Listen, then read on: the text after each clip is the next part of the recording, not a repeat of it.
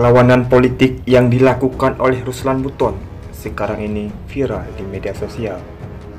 Dia adalah seorang tentara yang diberhentikan dari TNI Angkatan Darat. Menurut Mahkamah Militer Ambon, kesalahannya adalah terlibat dalam pembunuhan. Selain dipecat, Ruslan juga dihukum penjara selama 22 bulan. Dia dibebaskan pada akhir tahun 2019. Kalau Mahkamah Militer memvonis Ruslan sebagai pembunuhan, tidak begitu halnya di mata warga Kecamatan Lede, Kabupaten Pulau Taliabu, Provinsi Maluku Utara.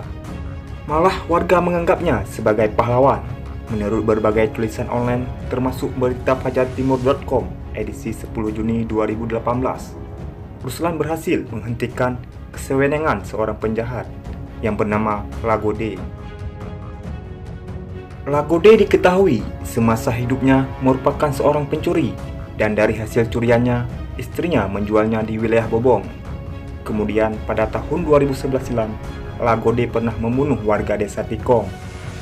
Karena pada saat itu, dia mencuri cengkeh yang ketika dikejar oleh korbannya, Lagode malah menikamnya hingga korbannya tewas. Inilah background singkat Ruslan Buton, mantan Kapten Angkatan Darat yang berpostur tegak.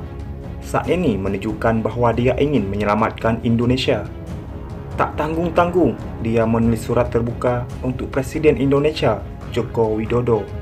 Saya memohon dengan hormat agar saudara dengan tulus dan ikhlas secara sadar untuk mengundurkan diri dari jabatan saudara sebagai Presiden Republik Indonesia. Video itu kemudian viral sejak 18 Mei 2020. Di dalam orasi video yang tersebut, Ruslan meminta agar Presiden Joko Widodo mengundurkan diri dari jabatannya sebagai presiden. Gara-gara surat inilah, Ruslan Buton harus berurusan dengan aparat penegak hukum. Kemarin, 28 Mei 2020, dia dijemput oleh aparat gabungan.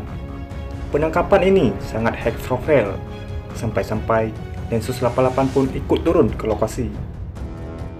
Nah, bisakah dipercaya bahwa Ruslan Buton sedang melakukan perlawanan politik?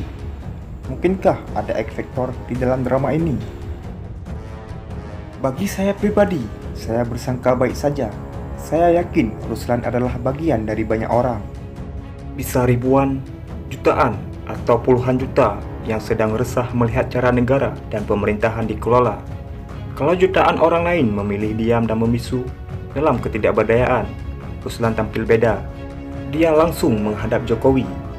Bisa dipahami, di dalam dirinya pastilah mengalir berliter-liter darah yang tak mengenal takut. Karena itulah, saya tidak skeptis tentang motif Ruslan.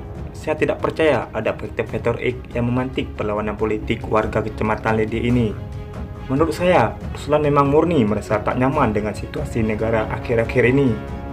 Mungkin dia telah melakukan observasi yang serius dan panjang terhadap hiruk-pikuk politik di negara ini.